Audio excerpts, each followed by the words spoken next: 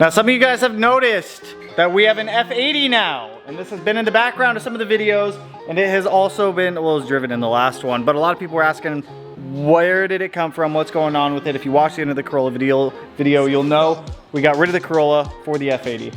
It is a DCT car, which for some of you guys, it's gonna spoil the fun. Even the fact that it's just a BMW, some of you guys got real upset, which I kind of get. I understand it on a little bit. I used to be a BMW hater as well, up until I drove one.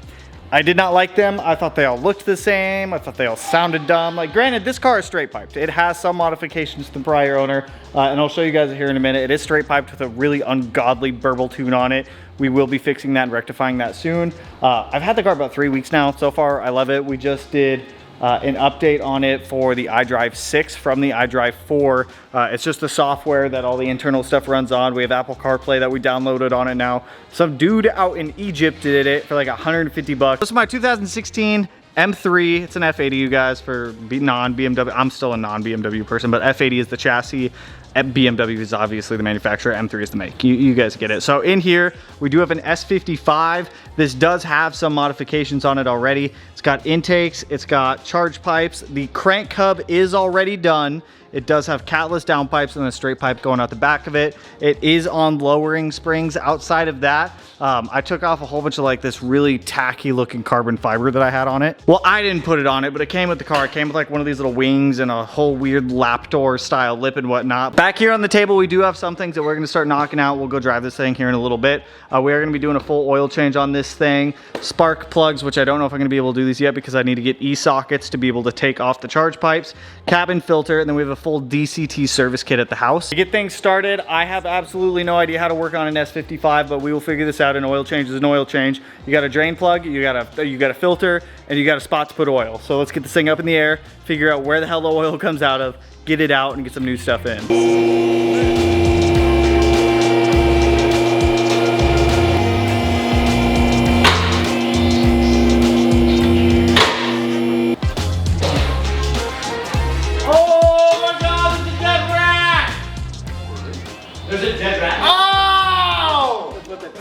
That's what the thing hanging out is. There's a dead rat! Oh, do you see the thing hanging down underneath the BMW? I thought it was a stick. It's a rat tail. Will you please grab the rat out from my BMW? It's fucking... Oh my god! Oh! Bro, is that a squirrel or a rat? That's a rat. That's a rat. Yeah, that's a rat. That is a huge rat. Bro, Oh, shit. is this what BMW ownership's like? Do not throw him in the RS. Day one of BMW ownership, we found a dead rat in here. That's always a good sign, right? Bro, I think he got sucked in there. I don't know, it looks like he was chewing on this a little bit. Well, there's no wiring issues in the BMW, so that's a good sign. Wasn't there long. I mean, I thought that was a twig. I grabbed it and I started to pull it out. I saw a face. I was like, oh no. I was like, no. Did find the oil pan drain plug. Quite obviously, it's that one back there. Transmissions can be a little bit farther back. So let's let the oil drain out of this. And we can do the filter. We can put new oil in and just kind of get that checked off. I have learned with European cars, do all the maintenance as soon as you buy them. I've not had a great track record with anything European. So I'm hoping to change that with this little gem. God damn it. All over the... Every time, man. You wanna see my favorite part? Dude, they told me they just changed the oil. It does not look like they just changed the oil. No, it doesn't. So I don't trust dealerships. Yeah, we totally just changed the oil. No, you didn't. I can tell you didn't.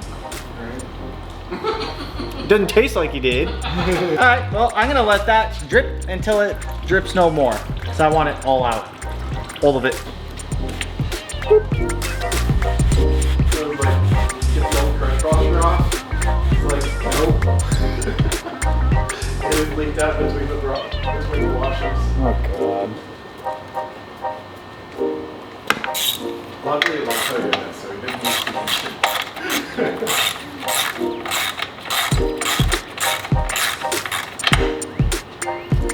to. Oil filter housing seems easy enough.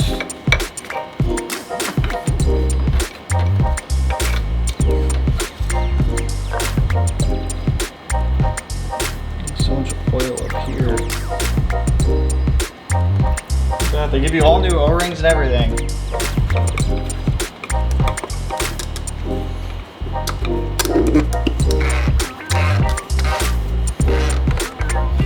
Not rely on a strap wrench all the time, but the strap wrench works for today.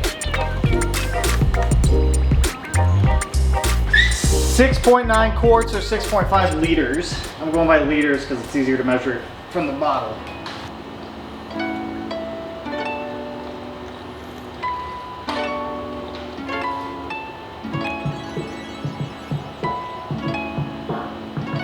Fucks, dude. It's literally fucks oil. F-U-C-H-S. Fucks. This shit fucks, dude. This oil fucks. Boom. Oil change done. That was easy. That's upside down. That's gonna bother me. So far, BMW maintenance isn't that bad. Next up, we're gonna go ahead and do air filter. I typically tend to do these on every single car that I purchase because for some reason, whenever people get their car serviced, they decline this service. Change your cabin air filters, people. It's disgusting and they start to smell bad after a while. Granted, as per most BMWs, this thing smells like crayons. I just watched a video on how to do this. It seems easy enough. There's 2 screws, a kick panel drops down, 2 T20 screws. The cover comes off for the in-cabin air filter. You take out the old one, put in the new one, reverse process, put it all back together. So I bet you that one hasn't been changed. After finding the dead rat, I mean, who knows what we'll find? Who knows? I know there's 2 10s down here from what I just watched. It's gonna be...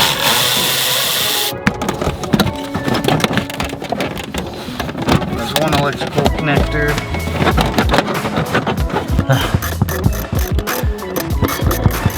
That's pretty nasty. That's why I always change this shit, man.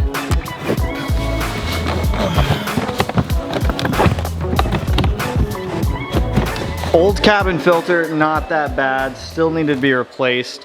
Still full of debris in there and whatnot, and a whole bunch of nature. I mean, after finding the rat, I feel a lot better about swapping a lot of this stuff out. So this is done. I don't know if I can do these yet. I need an E-socket to be able to take off the charge pipe. So let me actually dig around and see if I have any E-sockets. If you don't know what an E-socket is, it's like a weird 5-point socket. It's like German car only. This thing has to come out. All of these cowl panels have to come off. The electronic dampening on the shocks have to come off. This X-brace has to come off. The charge pipes have to come off. The intake has to come off. This cover has to come off. There's a lot that has to come off to get to spark plugs. So with this being my first time, I'm just gonna kind of stumble my way through this. If we can rebuild an engine, we can figure out how to do spark plugs on an S55. So let me just start doing something here. I don't quite know what I'm gonna be doing, but it's gonna be something. Now mind you, this is my first time ever working on a BMW.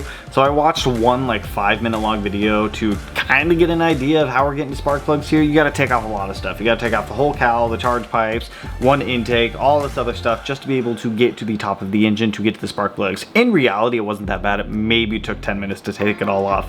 The spark plugs, you do need a specialty 12.14 millimeter stubby weird socket thing, but we were able to get it. I don't want to hear anyone talk poop about Subaru spark plugs because you got to take the whole top of the BMW apart. But once you have the whole top of the BMW apart, very easy to get access to them. I was under the impression that these had been changed recently, and the spark plugs definitely tell a different story back here. So I've learned in the past with German cars, do all the maintenance up front. It looks like somebody replaced plug number 1 for some reason, but then the other 5 plugs look extremely old. So they've all got like this brown crusty tint to them. Looks like it's been running a little bit lean. To be honest, it's probably from the burble tune that's been on here. We are going to be getting rid of that soon. I did get boot mod for this, so that way we can just turn off all the burbles, because to be quite honest, I just don't want them. We've got all 6 spark plugs changed. I now have to figure out how to put this all back together. After getting all the new plugs back in, it was just the reverse of taking them all out, trying to figure out the order in which everything has to go in and where it all goes. But once you get like a layout of it, it's really not too bad so far for tearing apart a BMW. I always imagined it was way worse, and again, this is probably just like basic. This is basic level maintenance that we're doing, but for basic level maintenance, not bad. Figured after we did the spark plugs, I did want to give this thing a bath. I think this is the first time I've actually washed the car since I bought it. It rained a couple days, it was all smoky, there was ash in the air and whatnot, so I just kind of wanted to get it off the paint. A couple things on the car do need to be repainted, but overall, cleans up pretty well.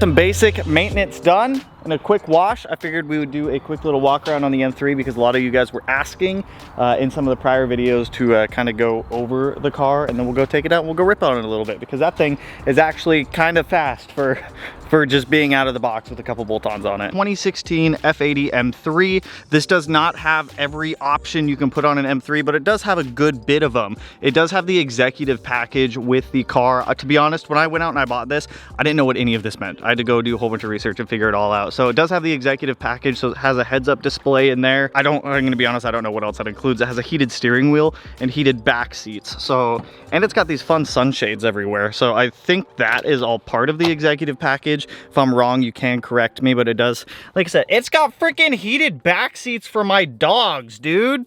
I love that for them. It does have the BMW carbon fiber roof. This roof is fading, so this is gonna have to go out and get clear coated here soon. It does, like I said, it does have the heads-up display. You can kind of see the screen down there for it. And like I mentioned, the one thing that might annoy some people is that this is a DCT transmission. Now, fun fact, I specifically wanted a DCT out of this. With daily driving the car, I don't want to have to deal with traffic, having a manual all the time. And ironically enough, when I had my Golf R, I bought that car as a manual transmission specifically, and then after driving Melanie's GTI with a DSG in it, I kind of regretted not getting the automatic. So with this, went out, test drove the DCT, I was actually really impressed. It shifts really fast, it's responsive, you can tune the transmission, it's got different drive modes, so if you want better fuel economy, you can put it in efficient mode. If you want more aggressive shifts, you can turn it up, and we'll show you guys this when we go out and drive it here in a minute. But 3 other manual transmission cars, so if I really want to go drive a manual, I'll hop in the 06 STI, the RS once that car is done, or the 17 STI when that car is done. So I mean, even right now, if I wanted to go drive a manual transmission, I have the 06 STI right there. I'll go drive that. This car does not have the competition package, which to be honest, I don't even know what comes in it. After looking it up, I think it said like a slightly tuned transmission or diff or something, a little more power, and you get different wheels with the competition package. I know that. One thing that I have always liked about BMW is their factory wheel options. I think BMW kills it with a lot of their factory wheels, especially with sizing. I mean, these are factory wheels with really good sizing. Like, they still tuck in here a little bit, but overall they fit the chassis so freaking well. Aside from the maintenance that we did do on this, I have done a couple other things on the M3, just replacing some of the broken stuff that was on the car. And with us doing the i4 to i6 screen update, or I guess software update, I also installed a Wi-Fi antenna on the radio, as well as installing a phone mount just so I have somewhere to put my phone. So we had like a broken shifter in there and a couple other small things here and there that I've already kind of gone through the car and fixed. Now, plans for this is, I don't really have any plans for this, to be honest. Wheels, tires, maybe some cosmetics here and there, but with this, I don't want to do anything crazy to the engine. I'm gonna leave it how it is. I'm gonna turn off the burble tunes. I'm gonna get a different catback because right now this thing is entirely too loud. I'll actually show you guys how loud this thing is because it's dumb.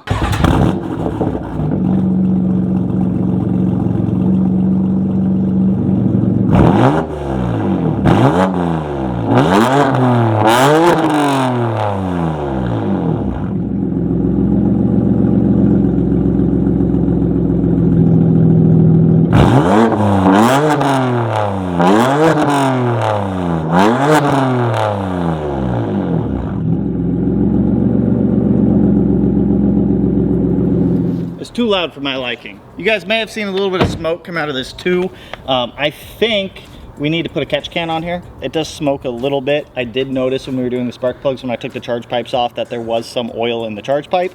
Only in one charge pipe, which is kind of weird. So I'll probably get catch cans for this. Power wise, I really don't feel the need to make any more power on this thing. But with that little walk around, let's go drive this thing a little bit. Love driving this thing, way more than I thought, especially after we did a couple updates. Like I said, I had some dude remote in from Egypt, and we updated my iDrive system from iDrive 4 to iDrive 6, which is just the newest software, I think the newer software from BMW. We also downloaded Apple CarPlay, so if you come in here, we got full screen Apple CarPlay, which is actually like really cool in my opinion, because that was one thing.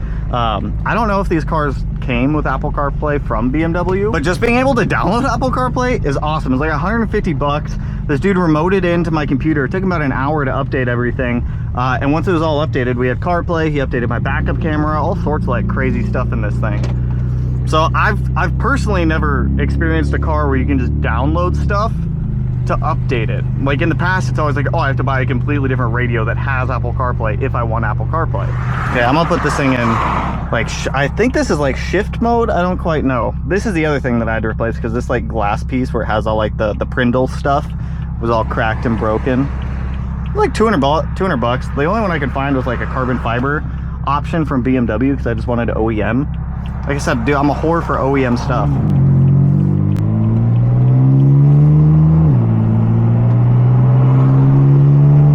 But it's not bad. Like it's a lot more comfortable. But then again, this is a luxury performance car. So I guess I can't be like, oh, you know, it's not uncomfortable. It's not comfortable. It's a very comfortable car. I like driving it in the highest sport mode, but because it's in the highest sport mode, it does an ungodly amount of burbles, and I fear that I will get pulled over for the ungodly burbles. You know? I also have to fix this, because this center console piece just keeps sliding forward every time I brake, which is kind of annoying. My main focus with the M3 right now is just kind of fixing the broken stuff in it and just doing like some of the quality of life modifications that I want to do in here. At the shop, I do have some more service stuff for the M3 that we do need to do, like a DCT service. People say that it's lifetime fluid, but like on some forums that I read, everyone said do it like between 50 and 60,000 miles. We're at 64,500 miles on this car, and I don't know what has and what hasn't been done, like truthfully. I have a Carfax from the car that states some of the maintenance that was done, but that doesn't necessarily mean I trust it. And like I mentioned earlier with the executive, fucking burbles, man. With the executive package, you guys can see it does have a heads-up display right there. It's kind of cool. Whenever someone calls me, it comes up on the windshield also. It's got the speed displayed up there and whatnot. Updating to the iDrive 6 did change a couple things down here on my display, such as like range for fuel economy as well. So it was kind of nice. It was well worth the 150 bucks in my opinion. Doing the Wi-Fi antenna and then the little phone, the phone mounts from Renline, I think it was like 60 bucks or 30 bucks or something like that. And then the Wi-Fi cable, OEM BMW part was like 30 bucks. I think I got it from like FCP Euro or something like that. I'll turn it up in like super BMW crackle tune mode. I like driving it in this mode, but the burbles are just, I don't know how well you guys can hear that.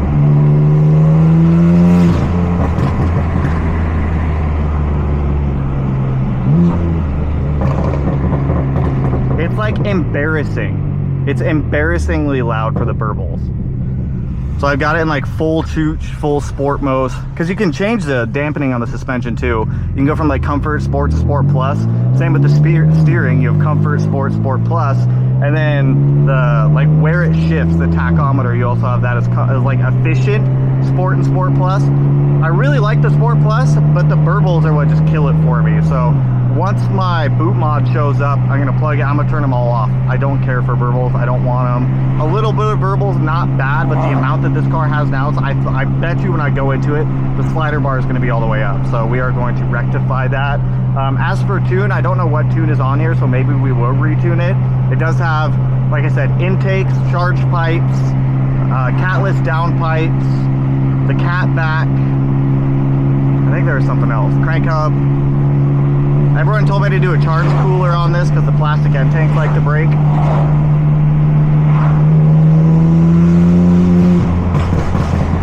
guys can hear that, right? It's ungodly. When I put it in manual mode with the paddle shifters, it's so much fun to drive, but the burbles get even worse.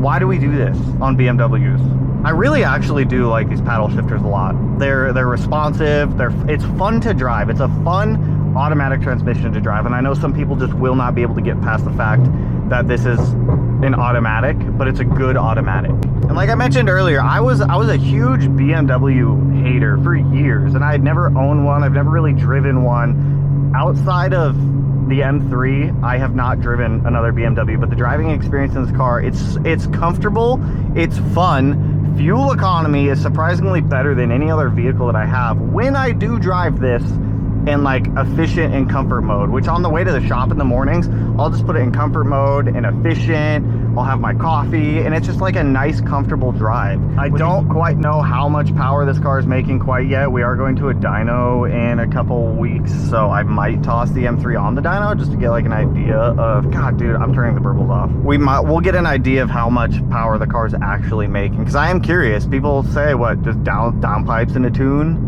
and you can download horsepower on these cars, so we'll see what the validity of that is.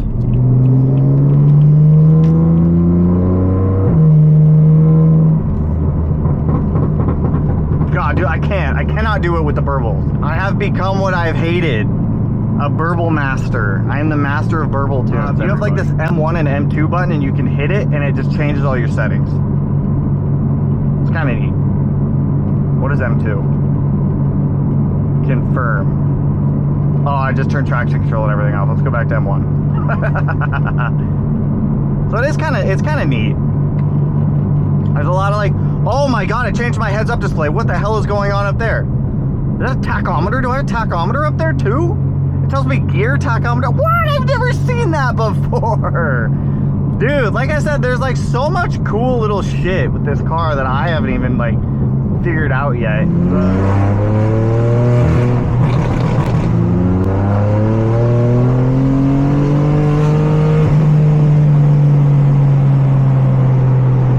Rear end me. Please slow down. With the car being rear wheel drive. Oh, dude, your taillight's falling out, man. You think he knows his taillight is literally falling out of his truck? At idle, it's not too bad. It's just everything else that's really loud with it. So that's all I got for you guys on this one. I wasn't planning on.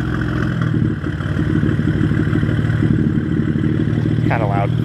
So that's all I got for you guys on this one. Like I said, I wasn't planning on doing too much with the M3. At least right now, I just kind of want to drive it, enjoy it. I'll do some quality of life modifications on it, as well as some aesthetics, wheels and tires. We'll do a whole bunch of like, I want to make it look good. I don't necessarily want it to make any more power right now. Maybe down the line, but I feel like the car has more than enough power.